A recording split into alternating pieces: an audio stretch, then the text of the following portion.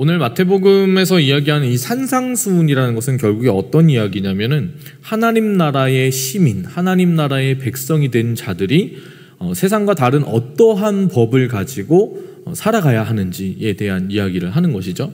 하나님 나라를 누리는 하나님 백성은 세상의 방식과는 다른 하나님의 방식으로 살아간다. 이 부분에 대해서 이제 산 위에서 예수님께서 우리 가운데 가르침을 주고 계신 것입니다. 근데 결국에 이제 하나님 나라라고 했을 때 세상 사람들과 우리의 차이점은 한 가지겠죠.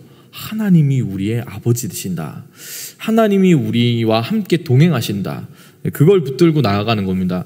우리가 그것을 신앙이라고 하죠.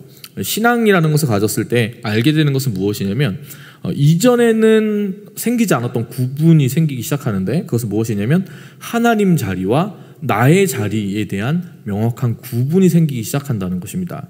이전에는 그런 구분이 없었기 때문에 내가 하나님 자리에 앉아서 내 마음대로 모든 것을 다 했다면 이제는 하나님께서 계신 그 자리를 바라보는 것, 그리고 그 자리에 내가 올라가지 않는 것, 그리고 나의 자리에서 온전히 하나님 자리에 계신 그 주님을 기대하고 바라보는 것들이 생겨난다는 것이죠. 그랬을 때 오늘 7장에서 이야기하는 세 가지 부분의 그런 삶의 모양들이 생기기 시작하는데요. 오늘 본문의 핵심은 결국에 몇 절을 얘기할 수 있는 거냐면 12절을 이야기할 수 있는 겁니다. 12절을 우리가 한번 읽어볼까요? 그러므로 모든 일에 너희가 대접받고 싶은 대로 남을 대접하여라. 이것이 바로 율법과 예언서에서 말하는 것이다. 이 내용을 두고 우리가 흔히 황금률이라고 부릅니다. 12절은 굉장히 시사하는 바가 많은 질문이죠. 나는 어떤 대우를 받고 싶은가? 여러분은 어떤 대우를 받고 싶으신가요? 남자친구에게, 여러분의 부모님에게, 친구에게 어떤 대우를 받고 싶으신가요? 네, 좋은데요? 네, 그렇죠. 남에게 존중받고자 하는 사람은 남을 존중해 주어라. 이게 이제 황금률이 얘기하는 거죠. 남에게 사랑받고자 하는 사람은 남을 사랑해 주라는 것입니다. 그런데 세상이라는 것은 만만치가 않죠. 그래서 남에게 존중을 받고자 존중을 주라고 주님이 말씀하셨는데 그렇게 존중을 줘버리면은 다른 사람들이 우리에게 존중을 주는 것이 아니라 무시를 하죠.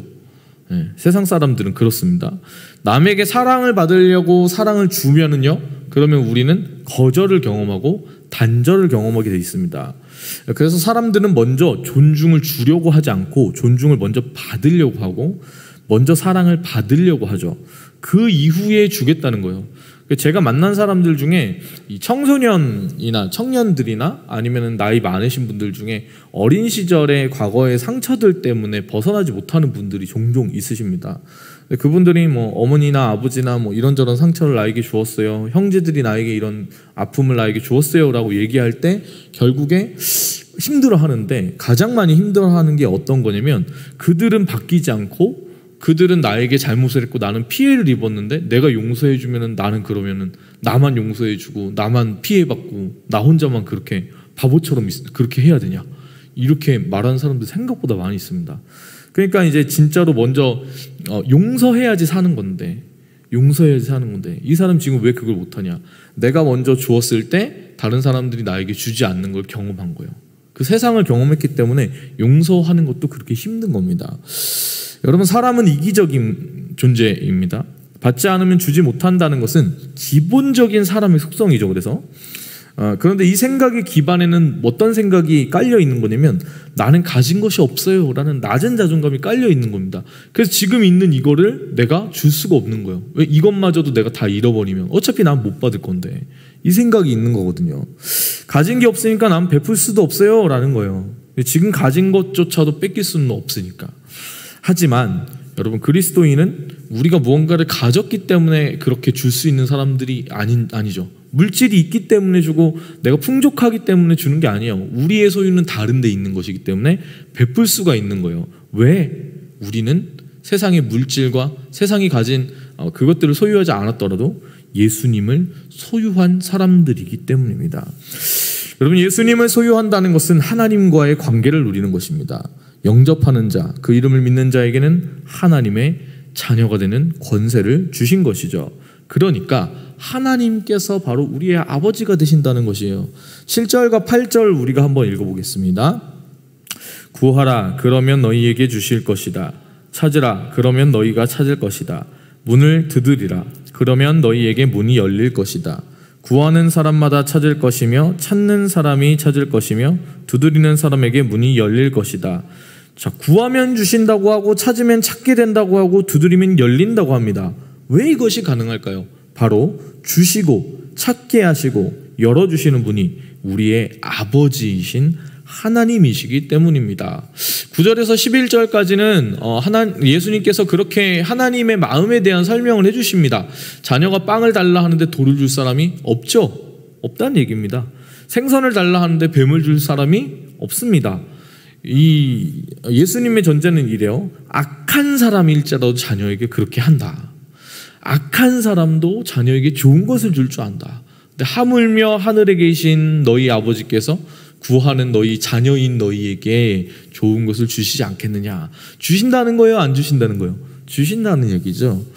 예수님께서 이 아버지의 마음을 우리에게 잘 풀어서 설명해 주시는 거예요. 좋은 것을 주시는 하나님 아버지. 그 하나님 아버지께서 우리에게 좋은 것을 주시는데 그 좋은 것 중에 가장 좋은 것은 무엇이냐면 하나님 그분 자신을 우리에게 주시는 것입니다. 아무튼 이 부분에서 한번 고민해 보아야 할 것이 생기는데, 제가 지금 하나님께서 가장 좋은 것 자기 자신을 우리에게 주신다고 하셨잖아요. 그러면 두 가지 고민이 생겨야 돼요. 첫 번째, 우리는 하나님 그분을 정말로 원하는가? 아니면 나는 하나님 말고 하나님 주시는 다른 걸 원하지는 않는가? 요걸 생각해 봐야 하고요.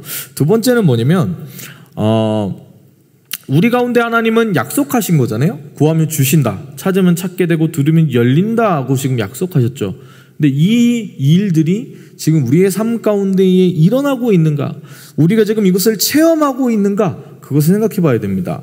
일어나고 있지 않다면, 일어나고 있다면 다행이지만 일어나고 있지 않다면 왜 그런 걸까? 한번 고민해 봐야 하는데, 바로 왜 그러냐 이렇게 보면은, 왜 그러냐면 구하지 않고 찾지 않고 두드리지 않으면, 그러면 아무리 주려고 맘먹고 계셔도 주실 수가 없겠죠. 그렇겠죠? 우리의 상태가 그럴 수 있는 거예요. 믿음 가운데 거하는 성도는 기도하는 자여야만 하는 겁니다. 근데 우리의 기도의 그 길이 막혀서, 기도의 호흡이 꽉 막혀버려서 그 기도로 숨을 쉬지 않는 한 우리에게 구하고 찾고 두드릴 때 일어나는 하나님께서 주시는 여러 가지 풍족한 그 은혜들은 생기지 않겠죠. 이것을 한번 고민해 보아야 합니다. 사랑하는 여러분, 하나님께서는 좋은 것을 주시는 분이십니다.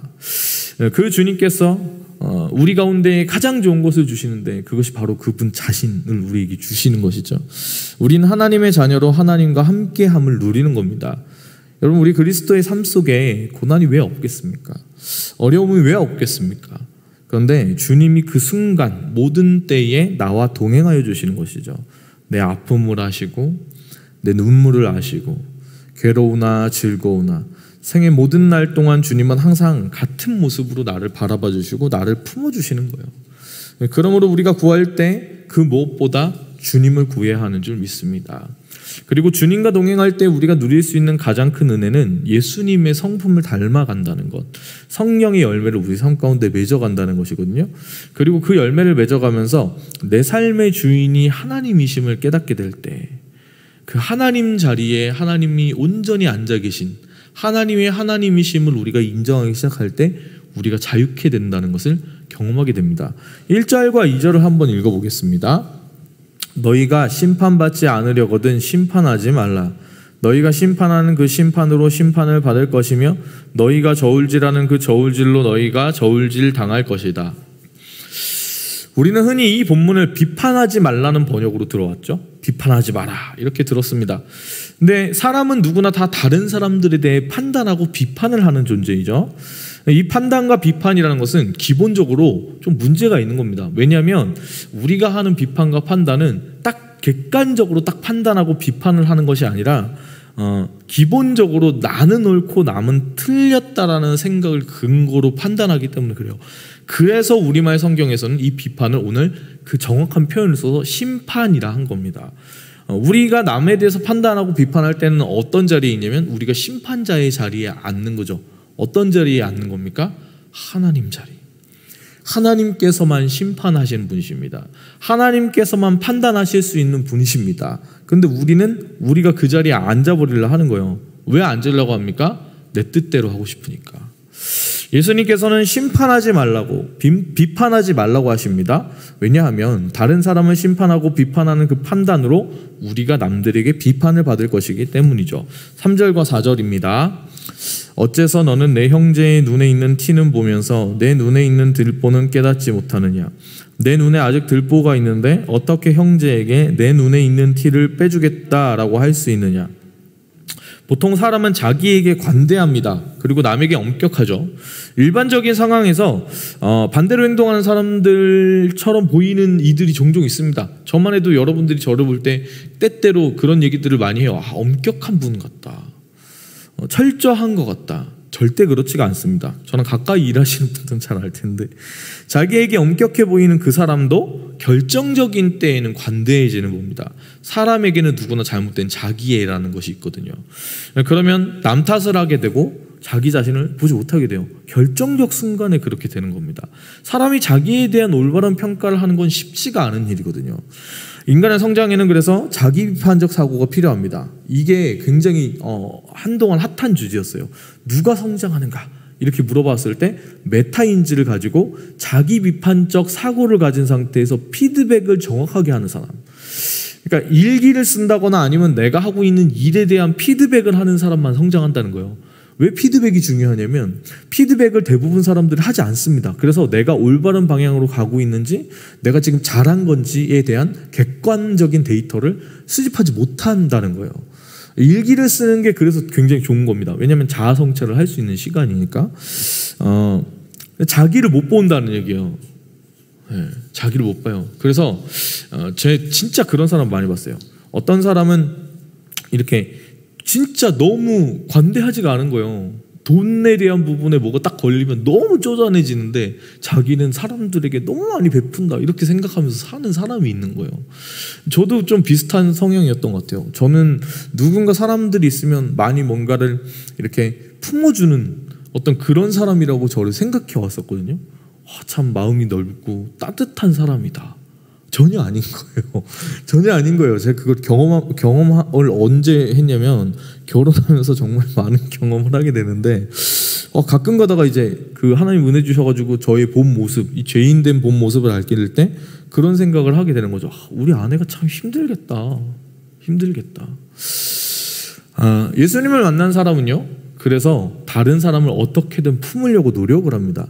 판단을 최대한 자제하는 것이 그리스도인이 가진 신앙의 성숙에 다다를 때 일어나는 일입니다. 내 판단을 하지 않는 거예요. 왜냐하면 내가 판단하는 순간 내가 하나님 자리에 앉는 거니까. 이 판단을 자제할 수밖에 없는 이유 중에 하나는요. 예수님의 은혜 없이는 죽을 수밖에 없는 죄인이 우리라는 것을 알게 되었기 때문이기도 합니다. 이전에 패션 오브 크라이스트라는 영화 아시죠? 그 영화가 개봉한 적이 있어요. 영화가 좀 잔인하긴 한데 굉장히 의미하는 바가 많았기 때문에 한국 교회에 정말 많은 성도님들이 이 영화를 다 보았습니다. 보셨죠? 네. 이 영화의 근데 뉘앙스가 좀 미묘해요. 왜냐면은 뒤에 이렇게 가다가 보면은 저도 그런 느낌을 받았는데 약간 어떤 느낌의 메시지를 자꾸 주냐면 유대인들이 메시아이신 예수님을 죽인 것처럼 느껴집니다. 그러니까 책임이 누구에게 있냐면 유대인들에게 있는 것처럼 느껴지는 거예요. 그래서 이 영화가 대히트를 거두는데 그 다음에 누군가가 영화 감독에게 질문을 합니다. 당신은 유대인이 예수님을 죽인 거라고 생각하십니까? 아주 직격탄을 날려요. 실제 이 영화가 개봉하고 나서 유대인들이 굉장히 많은 반대를 합니다. 이 영화에 대해서. 너무 민감한 질문을 한 거예요. 그랬더니 감독이 반대로 묻는 거예요. 당신은 누가 예수님을 죽인 거라고 생각하십니까? 당신은 유대인이 예수님 죽인 거라고 생각하십니까? 라고 묻더니 영화 감독이 이렇게 이야기합니다. 다른 사람이 예수님 죽인 게 아니라 바로 내가 예수님을 못 받고 내가 죽인 겁니다. 내 죄 때문에 예수님은 돌아가신 겁니다. 이렇게 얘기를 하는 겁니다. 근데 이게 정답이죠.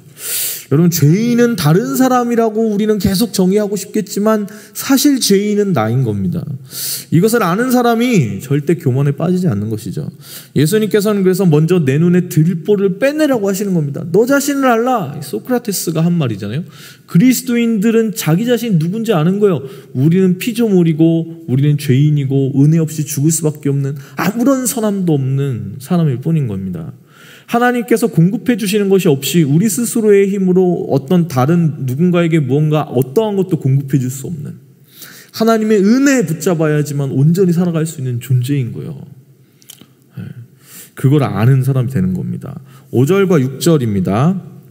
이 위선자야, 먼저 내 눈에서 들보를 빼내어라. 그런 후에야 내가 정확히 보고 형제의 눈 속에 있는 티를 빼낼 수 있을 것이다. 거룩한 것을 개에게 주지 말고 너희 진주를 돼지에게 던지지 말라. 그렇지 않으면 그것들이 발로 그것을 짓밟고 뒤돌아서서 너희를 물어 뜯을지도 모른다. 자, 그래서 예수님께서는 내 눈에 들보를 빼내라고 말씀하십니다. 그런 후에야, 말씀 보면 이렇게 써있죠. 내가 정확히 보고. 인간이 원죄를 범한 다음에 일어나는 일은 뭐냐면 정확히 보는 눈을 잃어버린 거예요. 그래서 우리 스스로의 그 모습 보지 못하고 다른 사람들의 들보만 보는 존재가 된 겁니다. 예수님 그래서 뭐라고 말씀하시면 너희 눈에 있는 들보를 먼저 봐야 한다라고 말씀하시는 겁니다. 왜 늘 이렇게 얘기되는 건데 아시죠? 바리새인이 기도하고 세리가 기도합니다. 세리는 누가 봐도 죄인이기 때문에 눈물을 흘리면서 하나님 내 죄를 용서해 주십시오. 내가 죄인입니다. 무릎 꿇고 눈물을 흘리면서 막 기도하는 바리새인이 그 옆에 있는 세리를 손가락질하면서 얘기하는 거죠. 하나님 감사합니다. 난 저 세리와 같지 아니하고 이렇게 하나님 앞에 이렇게 두 눈을 뜨고 두 손을 들고 기도할 수 있도록 내가 이렇게 당당하게 거룩한 자로 살게 해주셔서 감사합니다. 그게 맞는 게 아닌 겁니다. 여러분, 우리가 어떠한 모습으로 더 교회를 얼마나 더 다닌다고 해도 예수님 없이 죄인으로 죽을 수밖에 없었던 존재에 불과한 겁니다. 죽으면 한낱 흙으로 돌아가는 존재인 것이죠. 그 흙이었던 우리 가운데 하나님이 그 생기가 불어오고 하나님의 손이 임했을 때 사람이 되는 거예요. 하나님 없이 내가 아무것도 아닌 겁니다. 여러분, 이 시대 가운데 필요한 것은 사실 비판이나 심판이 아닙니다. 그것은 너무나 많이 있기 때문이죠. 우리에게 필요한 것은 분별입니다. 6절에서 이야기하는 개와 돼지라는 것은 사실 이방인을 상징하는 동물이죠. 먹지 않는, 유대인들이 더럽다고 생각하는 동물들입니다. 거룩한 것과 진주는 하나님 나라의 복음을 뜻하는 것이죠. 그러니까 6절에서 얘기하는 이 개나 돼지라는 것은 복음의 귀한 것을 알지 못하고 적대하는 자들을 뜻하는 것이거든요. 예수님께서는 그런 자들을 가려내라는 거예요. 그러니까 비판을 위한 비판을 하는 사람, 아무 대안도 없고 그냥 이 사람의 목적이 막 그런 거예요. 내가 얘기를 하는데 이 사람의 목적은 나와 대화하는 거에 목적이 있는 게 아니고 그냥 내 말을 반박하는 게 목적이다. 그런 거 있잖아요. 우리 교회에 대한 부분도 그렇습니다. 그 신천지가 이렇게 있었을 때 그 신천지가 안쪽에 있다가 코로나 바이러스 이후에 터져 나왔죠. 수면 위로 올라왔습니다. 그래서 그걸 보고 참 너무 그래도 감사한 일이다 이렇게 생각했었는데 교회에 그런 일들이 많이 터졌죠. 코로나 바이러스의 온상이 교회인 것처럼 정부가 포장해서 막 얘기를 했습니다. 근데 표본을 따져서 보면은 다른 곳이나 교회나 그닥 큰 차이가 없어요. 교회가 주 원인이다 이렇게 보기가 어렵지만 마치 어떤 느낌을 받냐면 이 정부가 진짜 교회를 배척하려고 하나 라는 느낌을 우리가 계속 받는 거죠. 그러니까 뭔가 정확한 어떤 제시를 해주지 않는다거나 아니면 코로나 바이러스의 대응에 대한 부분에, 정부에 대한 부분에 좀 약간 불만을 표하는 것 중에 하나는 뭐냐면 형평성에 어긋난다는 거예요.